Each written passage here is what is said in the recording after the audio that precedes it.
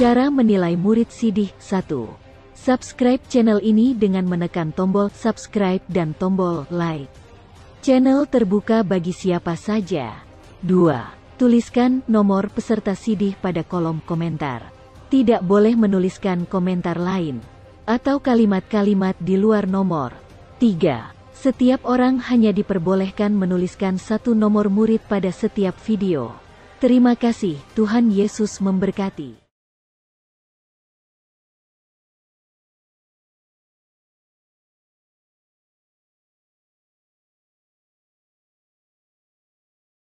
Shalom Mang Inang, perkenalkan nama saya Lam Hotboy. Di sini saya dari pelajar Sidih kelas A. Di sini saya akan menceritakan tokoh Alkitab yang bernama Nubuat Zakaria. Beberapa bulan sebelum kunjungan Maria, seorang malaikat berkata kepada Imam Zakaria, "Istrimu, Elizabeth, akan melahirkan seorang putra, dan kamu akan menamakan dia Yohanes." Zakaria terkejut. Malaikat berkata, "Yohanes akan membantu orang-orang untuk mempersiapkan kedatangan Tuhan." Zakaria meragukannya. Ia berkata, "Istriku dan aku sudah sangat tua, benarkah ini?" Malaikat menjawab, "Karena kamu tidak percaya, kamu akan menjadi bisu sampai saat Elizabeth melahirkan seorang bayi. Ketika bayi itu lahir, setiap orang mengharapkan nama yang diberikan adalah Zakaria, seperti ayahnya. Tetapi Elizabeth berkata, tidak, ia akan dinamakan Yohanes." Teman-teman mereka berkata, "Tak seorang pun dalam keluargamu yang mempunyai nama itu." Mereka menanyakan nama anak itu kepada Zakaria. Zakaria tidak dapat berbicara, jadi ia menulis, namanya adalah Yohanes. Setiap orang terkejut. Tiba-tiba Zakaria mulai berbicara dan memuji Allah. Ia penuh dengan Roh Kudus dan berkata, "Anak ini akan menjadi nabi Allah. Ia akan membawa orang-orang kepada juru selamat." Sekian dari cerita tokoh Alkitab dari saya. Shalom.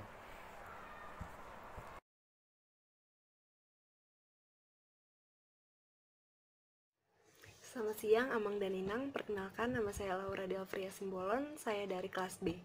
Saya akan menceritakan tentang Nabi Adam dan Nabi Hawa.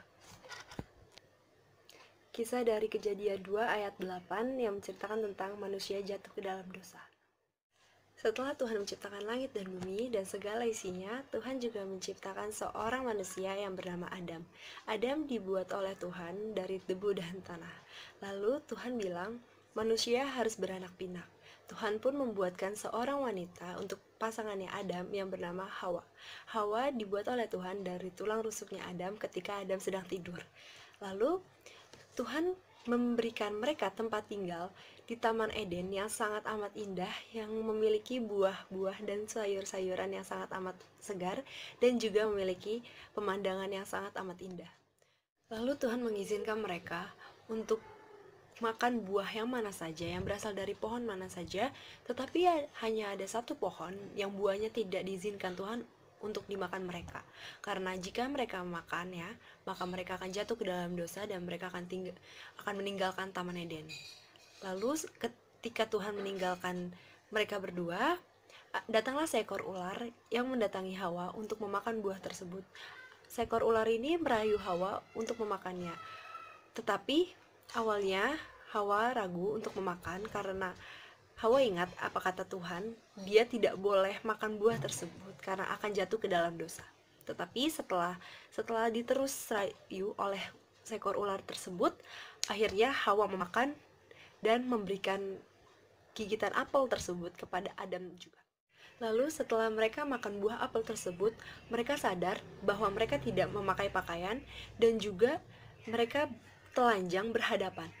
Lalu mereka mendengar langkah kaki Tuhan Yesus yang datang kepada mereka, dan mereka pun langsung bersembunyi di balik pepohonan dan rerumputan tersebut. Lalu Tuhan meneriaki nama mereka, "Hai Adam, hai Hawa, di manakah kalian?"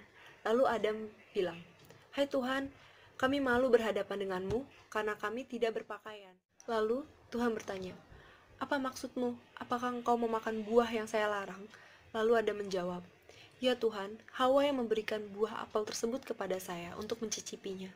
Dan Hawa pun langsung membela, "Maafkan saya Tuhan, tapi ular tersebut yang terus-menerus merayu saya untuk memakan buah apel tersebut." Lalu Tuhan bilang, Terkutuklah engkau para manusia, karena engkau telah melanggar aturan yang telah kuperbuat. Terkutuklah engkau perempuan, susah payahmu waktu mengandung anakmu akan kubuat sangat banyak, dengan kesakitan engkau akan melahirkan anakmu. Lalu Tuhan Allah membuatkan pakaian dari kulit binatang dan dikenakannya kepada mereka, dan setelah itu Tuhan Allah mengusir mereka dari Taman Eden agar mereka mengusahakan tanah dari mana mereka ambil. Mohon maaf jika ada kesalahan kata, terima kasih.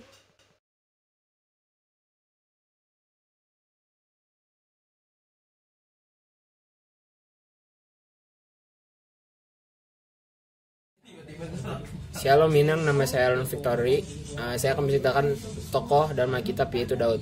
Bagaimana mungkin orang kafir bisa mengalahkan raksasa? Ya ialah Daud yang berhasil melakukannya. Pada saat itu ia berhasil mengalahkan seekor Goliat. Sejak saat itu namanya menjadi populer dan ia terkenal oleh banyak orang. Daud memiliki kemiripan dengan Abraham karena sama-sama memiliki orang istimewa bagi Tuhan. Karena ia istimewa, maka Tuhan mengangkatnya menjadi raja, menggantikan Raja Saul. Dalam Kisah Para Rasul 13 ayat 12. Setelah Saul disingkirkan, Allah mengangkat Daud menjadi raja mereka. Tentang Daud, Allah telah menyatakan, "Aku telah mendapatkan Daud bin Isai, seorang yang berkenan di hatiku dan melakukan segala kehendakku." Karakter istimewa apa yang dimiliki Daud? Yang pertama, Daud merupakan seorang yang cerdik dan mampu memimpin bangsa. Yang kedua, ia memiliki karakter Kristus sehingga sosoknya hampir sama di mata Allah. Yang ketiga, Daud adalah orang yang bijaksana. Sekian dari saya, terima kasih. Nama saya Marcelo Kanigurning dari kelas C. Saya akan menceritakan sebuah kisah yang ada di Perjanjian Lama, yaitu kisah tentang Metusalah. Kisah ini dapat ditemukan di Kejadian 5 ayat 23-27 dan 1 Tawarik 1 ayat 1-4. Secara harfiah, kata Metusalah merupakan gabungan dari kata mat yang artinya manusia dan selah yang artinya lembing. Jika digabungkan dapat diartikan sebagai manusia lembing. Menurut akarnya, kata Metusalah merupakan gabungan dari kata mut yang artinya mati atau membunuh dan salah yang artinya mengusir. Jika digabungkan dapat berarti jika dia lahir maka dunia akan berakhir. Metusalah merupakan orang yang paling berumur terpanjang yang tercatat di dalam Alkitab, meninggal pada usia 969 tahun. Ia merupakan anak dari Henok dan istrinya yang tidak disebutkan namanya. Ketika Metusalah lahir, si Henok mulai hidup bergaul dengan Allah sehingga ia tidak mati dalam kubur, tetapi ia diangkat oleh Allah pada usia 365 tahun. Ia mempunyai anak bernama Lamek pada usia 187 tahun dan hidup hingga umur 969 tahun. Tahun kematian Metusalah bertepatan dengan tahun terjadinya musibah air bah pada zaman Nuh. Ia hidup semasa dengan Adam selama 243 tahun, dengan Henok selama 300 tahun dan Nuh selama 600 tahun. Pada zaman Metusalah, manusia mulai memanggil nama Tuhan. Melalui keturunan Metusalah dilahirkan Nuh, Abraham, Daud hingga akhirnya diturunkannya Yesus. Cara mengetahui umur Metusalah yang umurnya hingga 969 tahun itu ialah dari 187 tahun itu merupakan umur Metusalah saat Lamek lahir. 182 tahun itu usia Lamek saat Nuh lahir, dan 600 tahun itu didapatkan saat usia Nuh ketika terjadi musibah air bah pada zamannya, sehingga kalau di total jadi 969 tahun. Terima kasih.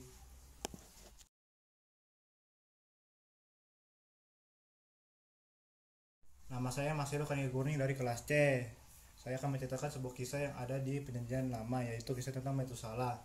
Kisah ini dapat ditemukan di Kejadian 5 ayat 23-27 dan 1 Tawarik 1 ayat 1-4. Secara harfiah, kata Metusalah merupakan gabungan dari kata mat yang artinya manusia dan selah yang artinya lembing. Jika digabungkan dapat diartikan sebagai manusia lembing. Menurut akarnya, kata Metusalah merupakan gabungan dari kata mut yang artinya mati atau membunuh dan salah yang artinya mengusir. Jika digabungkan dapat berarti jika dia lahir maka dunia akan berakhir. Metusalah merupakan orang yang paling berumur terpanjang yang tercatat di dalam Alkitab, meninggal pada usia 969 tahun. Ia merupakan anak dari Henokh dan istrinya yang tidak disebutkan namanya. Ketika Metusala lahir, si Henokh mulai hidup bergaul dengan Allah sehingga ia tidak mati dalam kubur, tetapi ia diangkat oleh Allah pada usia 365 tahun. Ia mempunyai anak bernama Lamek pada usia 187 tahun dan hidup hingga umur 969 tahun. Tahun kematian Metusala bertepatan dengan tahun terjadinya musibah air bah pada zaman Nuh. Ia hidup semasa dengan Adam selama 243 tahun, dengan Henokh selama 300 tahun dan Nuh selama 600 tahun. Pada zaman Metusala, manusia mulai memanggil nama Tuhan. Melalui keturunan Metusala dilahirkan Nuh, Abraham, Daud hingga akhirnya diturunkannya Yesus. Hitung cara mengetahui umur Metusala yang umurnya hingga 969 tahun itu ialah dari 187 tahun itu merupakan umur Metusala saat Lamek lahir. 182 tahun itu usia Lamek saat Nuh lahir, dan 600 tahun itu didapatkan saat usia Nuh ketika terjadi musibah air bah pada zamannya, sehingga kalau di total jadi 969 tahun. Terima kasih.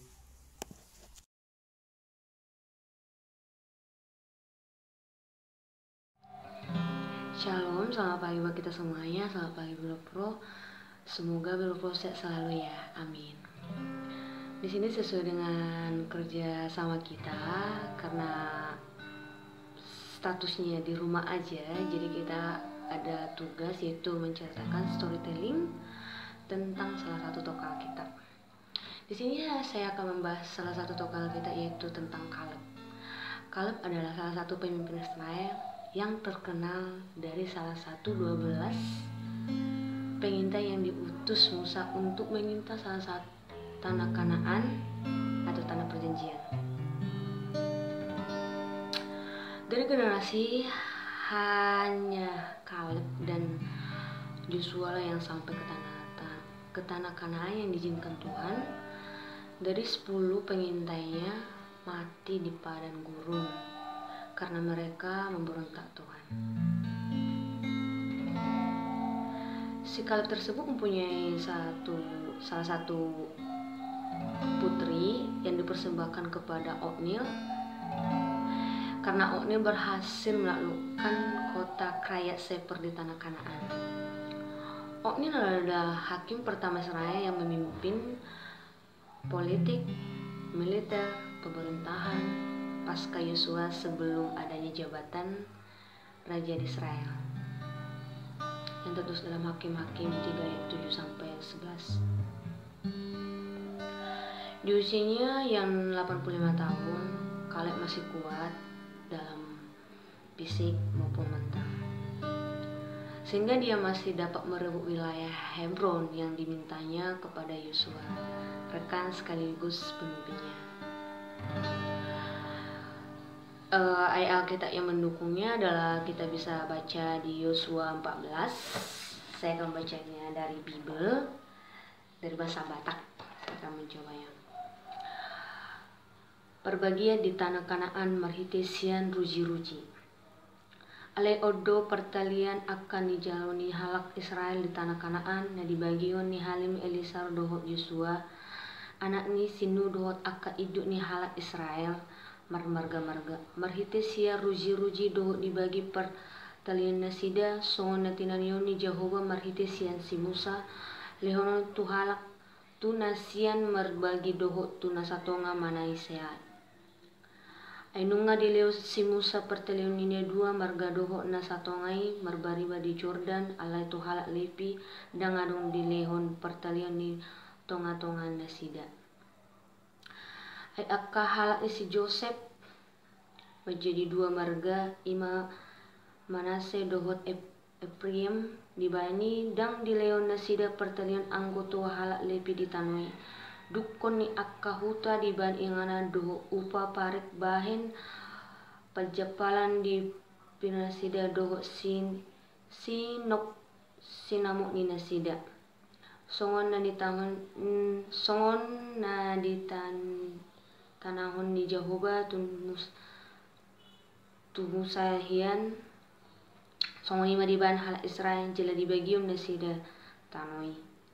Demikian storytelling yang saya bacakan, yang saya uraikan, semoga dapat bermanfaat. Mohon maaf jika kesalahan membacanya. Sekian dan terima kasih. Shalom.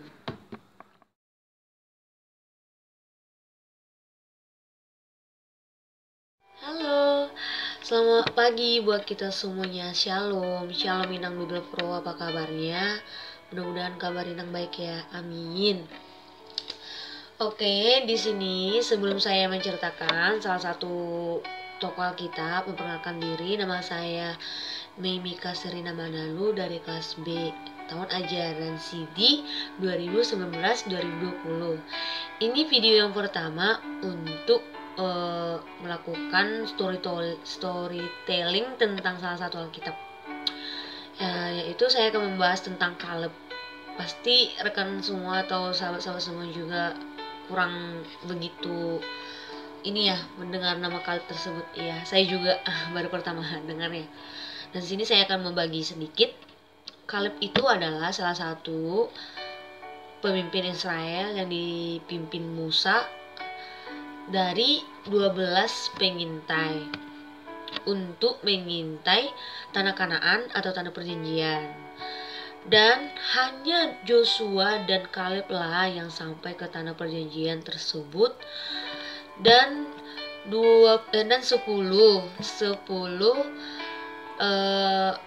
pengintai lainnya tidak diizinkan masuk. Mereka mati di padang gurun karena mereka melanggar larangan Tuhan. Nah, Kaleb sendiri ini mempunyai seorang putri. Nah, dia memberikannya menjadi istri Otniel karena Otniel berhasil menaklukkan kota Kriyat di Sefer di tanah Kanaan. Otniel ini adalah hakim pertama Israel, yakni pemimpin, politik, militer, dan pemerintahan pasca Yosua sebelum adanya jabatan raja di Israel yang tertulis dalam Hakim-Hakim 3 ayat 7-11 kalau rekan-rekan bisa melihatnya. Dan di usia 85 tahun Kaleb masih kuat baik secara fisik maupun mental nih. Dia bukan seperti sekarang kan umur 60-an aja udah get out. Ya, dia masih kuat nih. Dan sehingga dia masih dapat merebut wilayah Hebron yang dimintanya kepada Yosua, rekan sekaligus pemimpinnya. Cukup sekian cerita tentang Kaleb yang saya tahu. Hanya mohon maaf jika ada kesalahan. Terima kasih.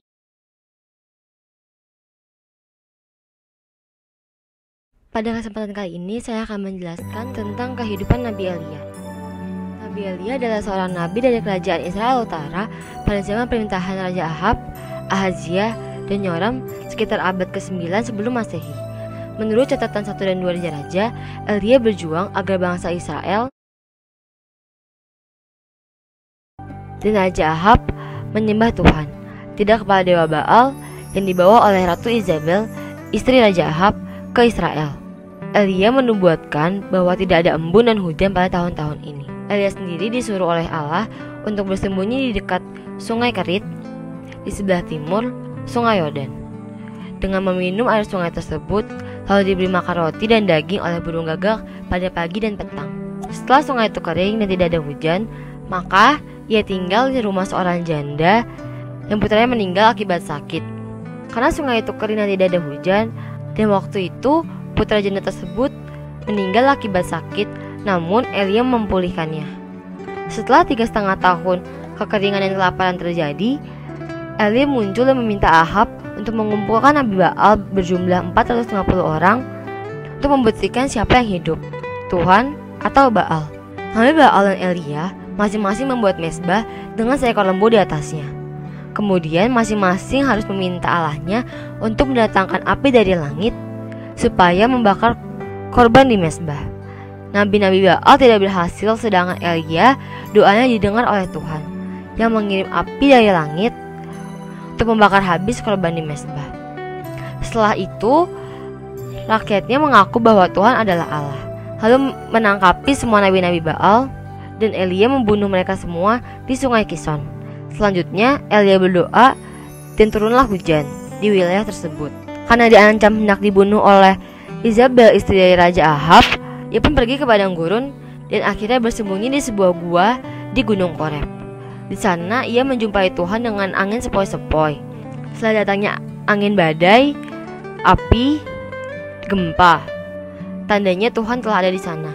Tuhan memberi Elia 3 tugas pada 1 Raja-Raja 19 ayat 15 sampai 16. Yang pertama, mengurapi Hazael sebagai Raja Aram, mengurapi Yehu, cucu Nimsi, menjadi Raja Israel, dan mengurapi Elisa bin Safat dari Abel Meholah menjadi nabi penggantinya. Elia hanya sempat mengurapi Elisa menjadi penggantinya pada 1 Raja-Raja 19 ayat 19 sampai 21. Sedangkan Elisa kelak mengurapi kedua raja tersebut pada 2 Raja-Raja 8 ayat 7 sampai 15 dan 2 Raja-Raja 9 ayat 1 sampai 10. Elia juga menegur Raja Ahab karena merebut kebun anggur Naboi di Israel dengan tipu kejinya rancangan dari Izabel istrinya. Hukuman Tuhan pada Ahab dan Izabel akan mati dan dimakan oleh anjing. Kemudian keluarganya akan dibasmi habis. Ahab bertobat sehingga hukuman tersebut ditunda pada zaman anaknya kelak. Ahazia, raja pengganti Ahab, jatuh sakit dan menyuruh orang meminta petunjuk ke Baal Zebub, Allah di Ekron.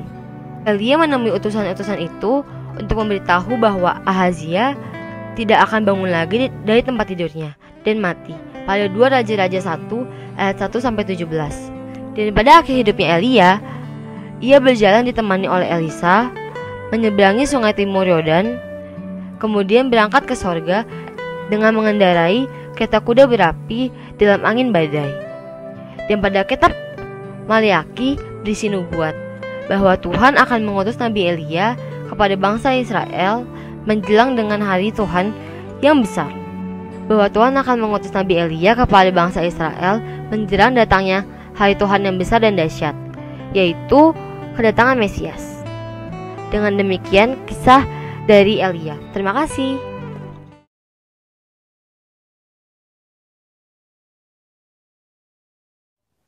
Shalom Minang, selamat sore. Saya Mutiara Syaan dari kelas C ingin menceritakan kembali tentang seorang tokoh Alkitab Perjanjian Lama yang bernama Yusuf. Siapa sih di antara kita yang belum mengenal Yusuf? Sebenarnya Yusuf itu siapa sih? Iya, Yusuf itu adalah seorang anak emas dari Bapak Yakub dan Ibu Rahel. Nah, Yusuf lahir di masa-masa tuannya Yakub loh. Yakub sangat menyayangi Yusuf. Maka dari itu, Yakub membuatkan sebuah jubah yang panjang dan sangat bagus untuk Yusuf. Hal itulah yang membuat saudara-saudara Yusuf menjadi benci kepada Yusuf. Tapi bukan alasan itu aja, masih ada satu alasan lagi. Alasan lagi karena mimpi-mimpi Yusuf. Pada saat Yusuf masih belia atau berumur 17 tahun, Yusuf mendapatkan visi dari Tuhan lewat dari sebuah mimpi. Nah, mimpinya ini terdapat 2 poin. Poin yang pertama itu tentang berkas-berkas gandum. Nah, berkas-berkas gandumnya ini, berkas-berkas gandum Yusuf berdiri tegak. Lalu datanglah berkas-berkas gandum saudara-saudaranya ini, kemudian sembah sujud kepada berkas-berkas gandum Yusuf. Nah, yang kedua tentang matahari, bulan, dan 11 bintang. Nah, matahari, bulan, dan 11 bintang ini menyembah kepada Yusuf loh. Keren kan? Maka dari itu, setelah Yusuf mendapatkan mimpi tersebut, Yusuf menceritakan kepada saudara-saudaranya ini.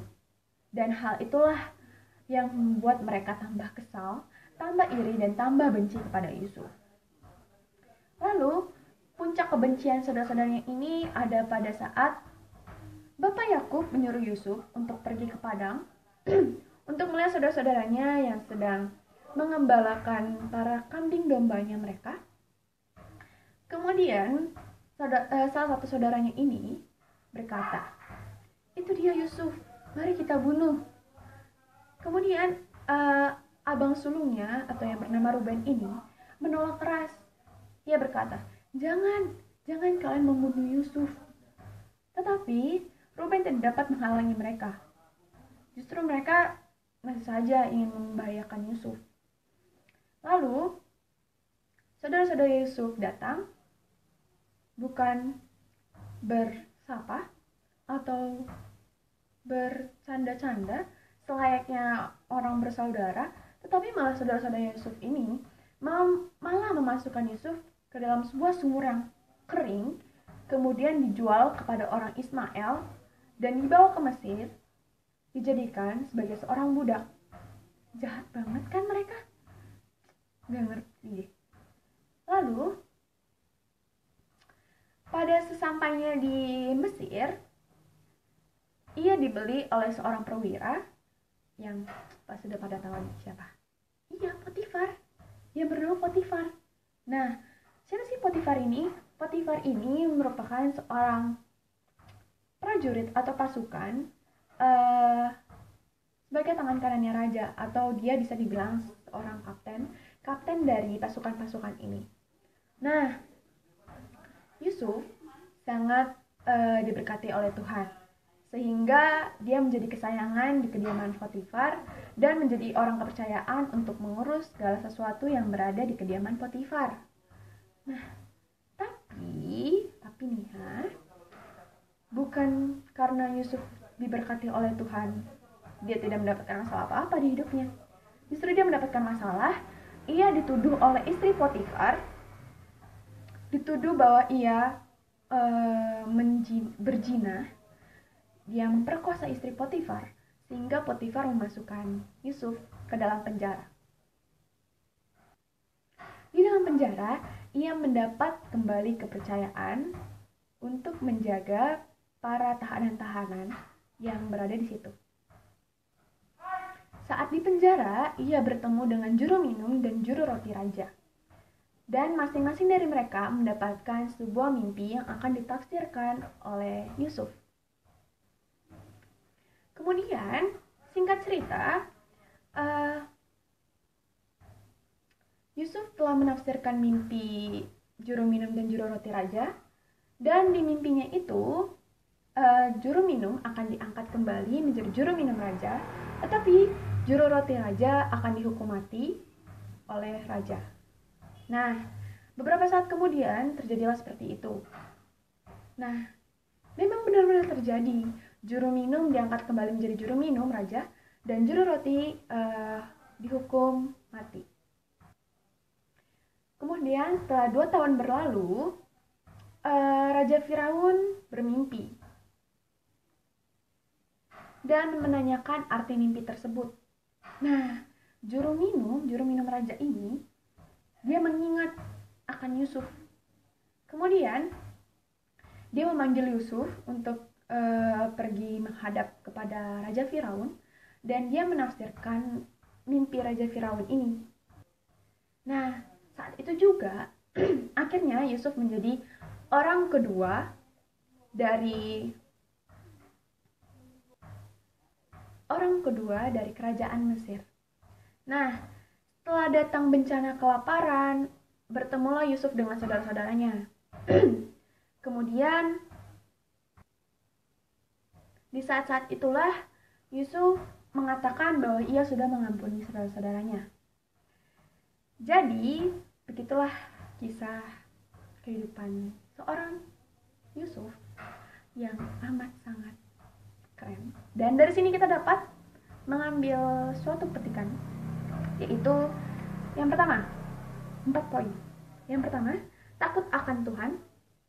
Yang kedua, mengasihi dan mengampuni. Yang ketiga, mengandalkan Tuhan dimanapun dan kapanpun.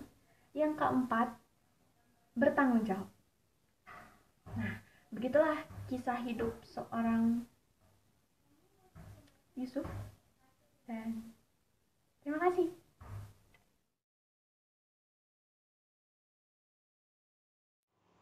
Halo Mama Ina, perkenalkan nama saya Naomi Natalia dari CD kelas A. Saya akan menceritakan tentang Nabi Musa.